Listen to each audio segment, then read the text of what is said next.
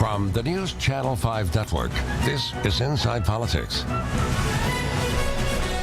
Hello, everyone. I'm News Channel 5's political analyst, Pat Nolan. Welcome to Inside Politics. The 110th Tennessee General Assembly began its work this week here in Nashville. That includes our 33 state senators coming together to elect a new Speaker of the Senate for the upper chamber. That person will also serve as Tennessee's new Lieutenant Governor, which is about the second most powerful position in the state of Tennessee. The new Lieutenant Governor and the new state Speaker is Senator Randy McNally from Oak Ridge. He's our guest here on Inside Politics today. Senator, thank you, Lieutenant Governor, Speaker, congratulations. Thanks for coming on the show. Glad to be here. Now, it's been known that you were probably going to be moving into this position for some time, but are you still getting used to people calling you Governor and Speaker? I still look around to see who they're talking to. Now, you've been in the Hill for 38 years, both in the House and the Senate.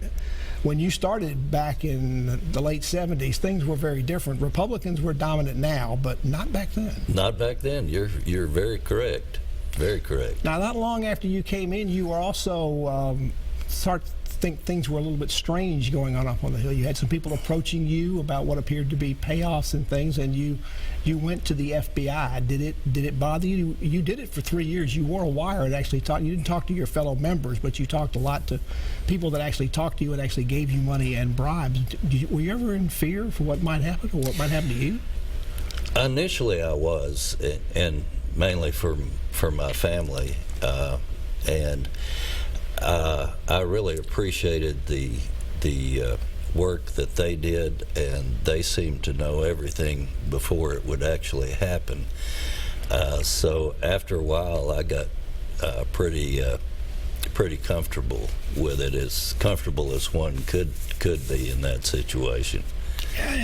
You mentioned, you sort of described getting involved in it as like having to take out the trash. You didn't. It wasn't necessarily something you wanted to do. It's something that had to be done. Right.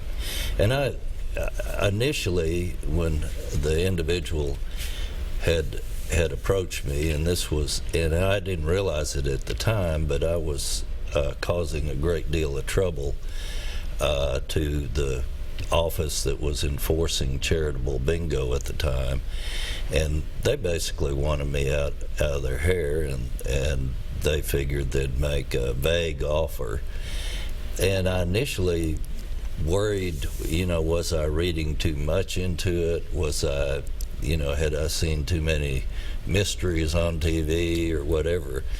Turns out that wasn't the case at all. That wasn't. I actually,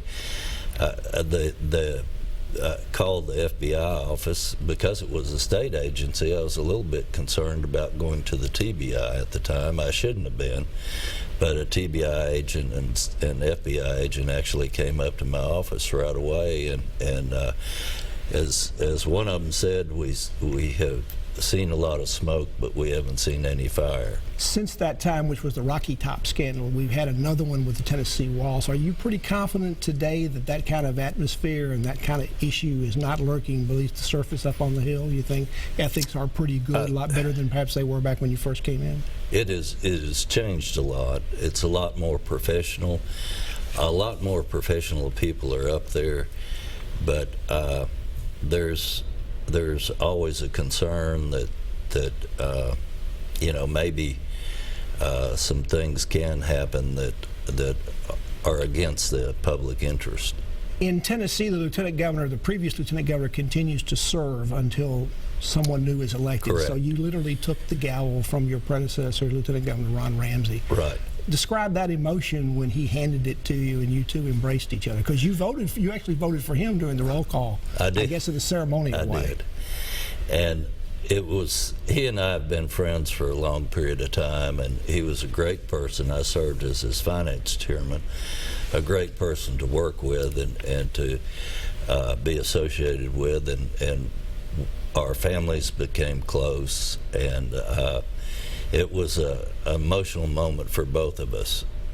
You've named him Speaker Emeritus. Is that is he going to have any duties and responsibilities? Is he going to be one of your people that you go and advise and talk to? He'll certainly be one person that I bounce ideas off of and talk to. He's very knowledgeable about political situations. He's been very helpful to me, so I will. You brought Doug Henry back as well, a very beloved figure in Nashville, longest-serving member of the legislature when he was in the state senate. What role is he going to play with you? Well, similar to Governor Ramsey, Senator Henry was my mentor in the Senate, and a great person to work with, and somebody who I have a lot of confidence in. And when it comes to state finances, I don't think there was anybody in the past or future that could rival his expertise. Lots of comments that you have some big shoes to fill, some big boots to fill for Lieutenant Governor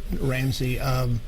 When you think about that, how are you going to be the same, and how are you going to be different from Ron Ramsey?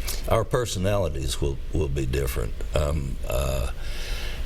Governor Ramsey is a very gregarious person, and I'm a little bit more laid back, and I think that will probably be the only difference in our personalities. As far as our objectives in the Senate, they'll be very similar. And one of the consultants you work with, Brad Todd, was mentioned said that the difference between the two of you is that Ramsey was like bringing in a pitcher. There'd been a pitcher in the game pitching 100 miles an hour.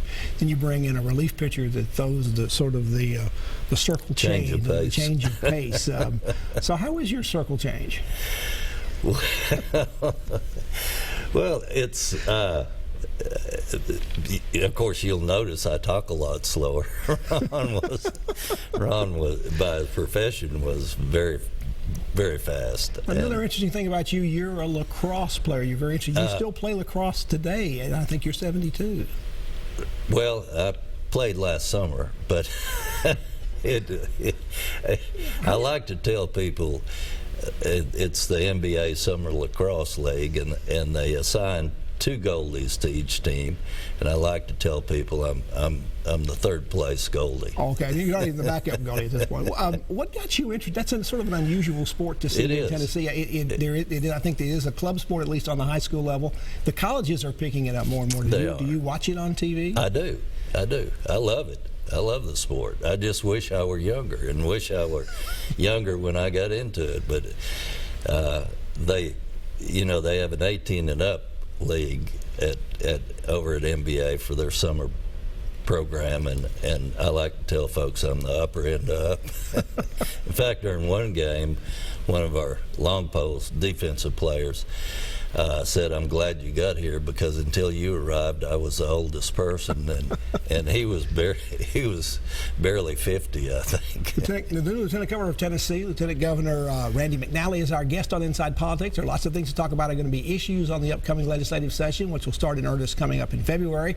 We'll talk more to the new Lieutenant Governor after this break. Thank you.